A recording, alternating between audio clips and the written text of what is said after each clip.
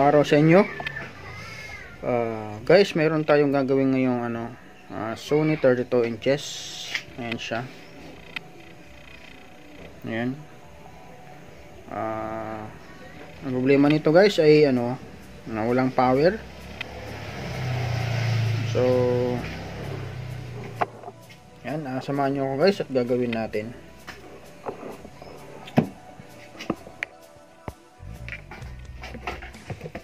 So syempre guys, una natin gagawin ay i-check natin yung i-check natin yung power supply niya. So ayan, ito yung kanyang power supply. So 19.5 volts yung niya, yung output sa ating adapter. So ito sa guys. So check natin.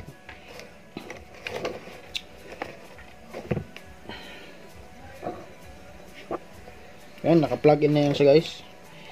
Tapos test natin kung may output yung ating adapter. So ayan, mayroon naman. So sakto 19 volts. So try natin plug in sa TV. Ito pala ang kanyang model. Yan, KVL-32EX330. Yan. So yan, plug in natin.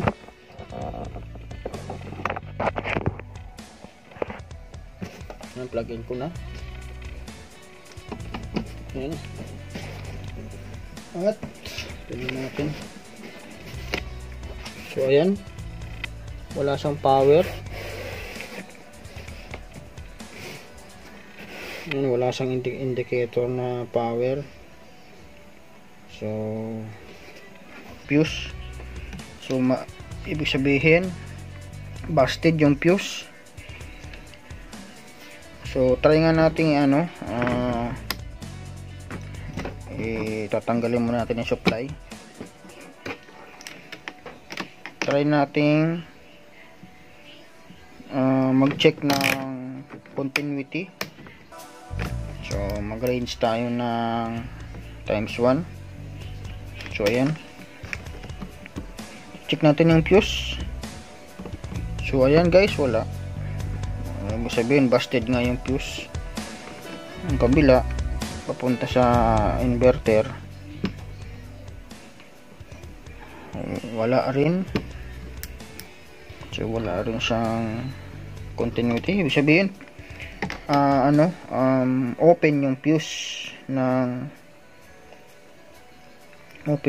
ng papunta doon sa motherboard, papunta doon sa audio IC, at yung papunta din doon sa yung backlight driver.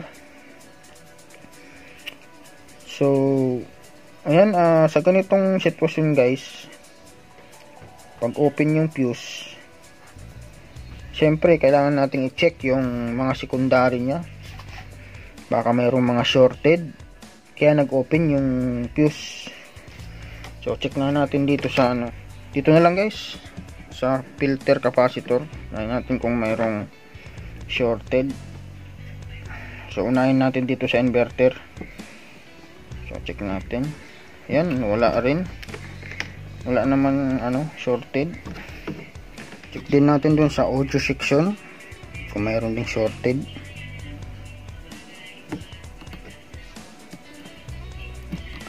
Check natin yung mga guys, yung mga mylar capacitor.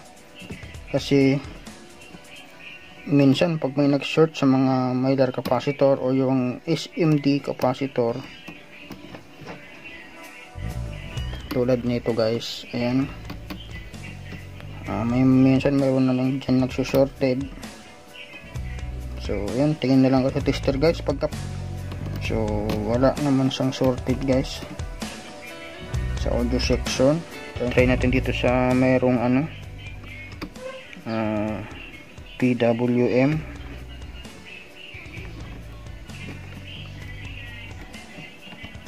So yun, wala naman siyang shorted. Yung SM din na Mylar. So yun, wala naman siyang shorted. So since wala namang shorted, so pwede natin guys, pwede natin palitan yung fuse. Ayan, yung fuse na yan. Bali dalawa yan siya. Ito isa, tsaka yung ito. Ayan. So hahanap na lang tayo sa sa mga top board ng panel. Mayroon tayong makikita mga fuse doon. So yun na lang yung kakabit natin. So yun, hanapan ko muna. So ito, meron tayong nakita. Ano to guys, top board ng panel. So itong fuse na ito na lang kukunin natin. Ayan, kita nyo ba? Ayan, isa.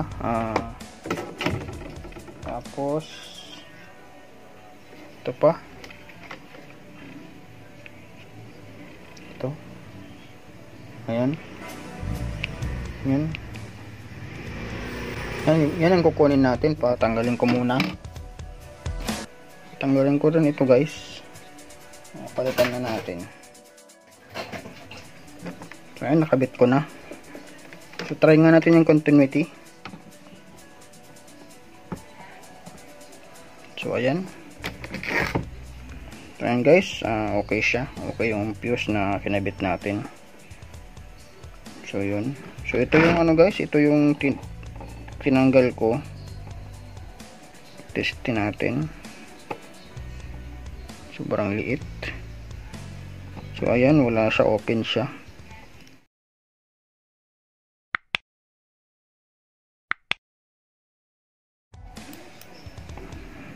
Yan. So yan, try muna natin. Yun muna ang papalitan natin, yung isa dito.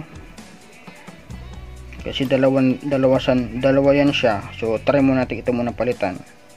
Tingnan muna natin kung ano yung magiging reaction niya.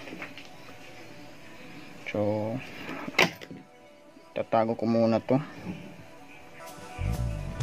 Tatabi muna natin.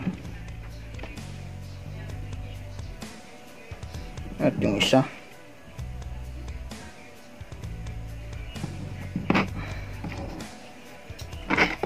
Ayan, pa-plug-in natin.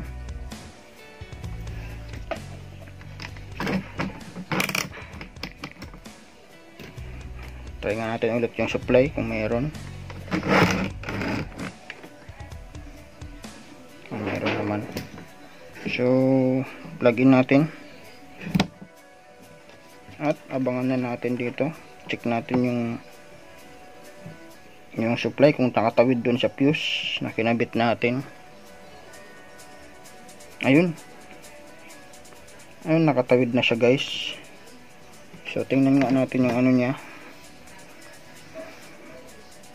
Tingnan natin yung standby power, kung may power indicator na siya. So ayan siya guys. So since wala pang supply guys yung backlight natin, so natural magano yan siya, magbi-blink siya ng 6 times. Ulitin natin. Tingnan natin yung reaction ng power indicator niya. So yan, plug-in ko na. Tingnan natin yung ayun guys, nagka-ilaw na siya. Ayun, nagka-standby na siya. So try nga natin i-power on. Malamang to guys, dahil hindi pa natin na-connect yung isang fuse pupunta sa backlight inverter, malamang magano siya, magbi-blink siya ng 6 times. Power on natin ulit. Ayan. Ayun. At napansin nyo guys, nagka-sounds. Tapos nag-blink siya ng 6 times. So ulit natin, 1, 2, 3, 4, 5, 6. Yan, 6 times guys.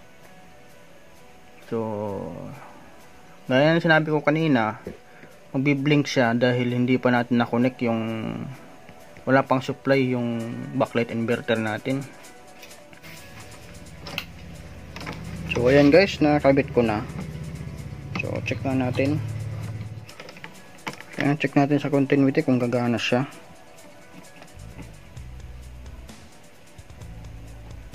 Ayan, gumana na siya guys. Yun. So ayan, check natin.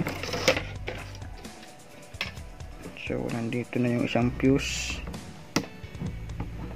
Ayan.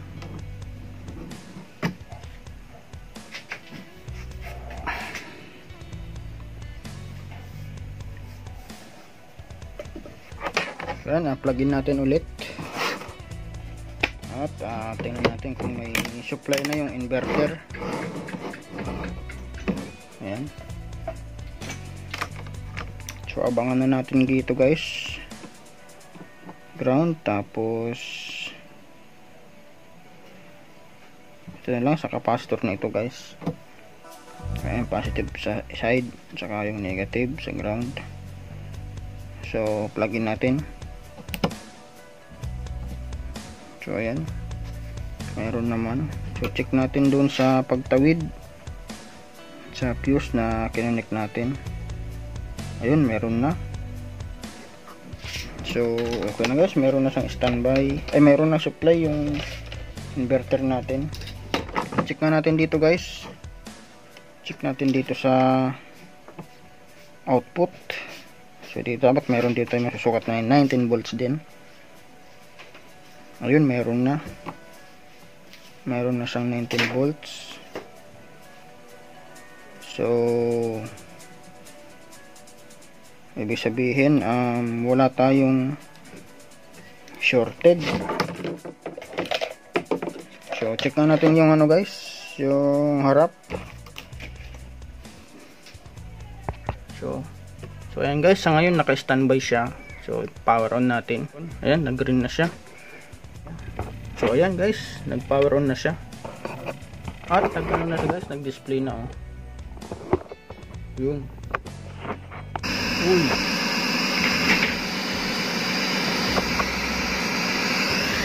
Ayan, nag-ano na siya guys, ayan, nag-power on na siya at nagkaroon na rin siya ng display. Kaya lang problema pa guys. Ayan, mayroon pa rin isang problema sa panel. Double image pa siya oh. Kailangan nga natin.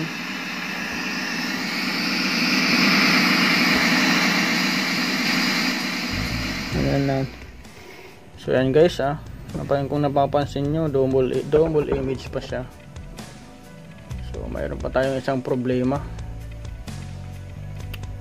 So ayan guys, meron na akong na-upload na ganitong video sa tungkol sa ganitong unit o sa ganitong sira, double image. So na rin yun guys, yung aking na-upload.